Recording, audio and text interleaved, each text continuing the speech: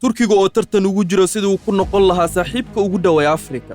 10kii sano ee la soo dhaafay waxaa sii kordhayay joogitaanka Turkiga ee dalalka Afrika.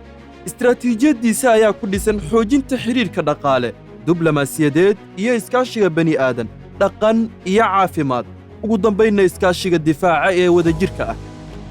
Turkiga ayaa ku dadaalaya gaarsiinta xiriirkiisa dhaqaale ee Afrika uu la leeyahay wax ka badan $50 bilyan wixii loo gaaro 2023.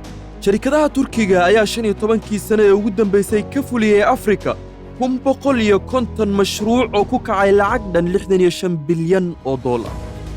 Tusaale ahaan Algeria ayaa noqotay lamaanaha labaad ee ganacsiga Turkiga tan iyo 2018 iyadoo heerka isdhaafsiga ganacsigooda uu kor u dhaafay $2 bilyan.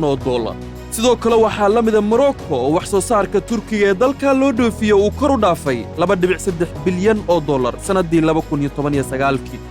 Isweydaarsiga ganacsiga Turkiga ee Nigeria ayaa isna meeshii ugu sarreysay gaaray sanadkii hore, halka Senegal uu 3 laablaamay intii u dhaxaysay 2008 ilaa 2020 si uu u gaaro $1 bilyan. dhinaca kale Turkiga ayaa xiriirkiisa geeska Afrika aad u sii xoojiyay, waxaana Soomaaliya ka dhigtay albaabkiisa Afrika isagoo saaxiib dawlad noqday dawladda iyo shacabka Soomaaliya. heshiisyo siyaasi, ganacsi iyo militari ayaa ka dhashay xiriirka gaamuray ee Turkiga iyo Soomaaliya.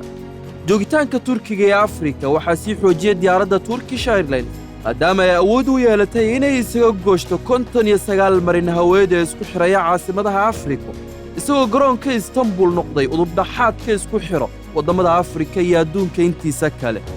15 sano ka hor ayuu bilaabay Turkigu soo dhawaanshihiisa diblomaasiyadeed ee Afrika.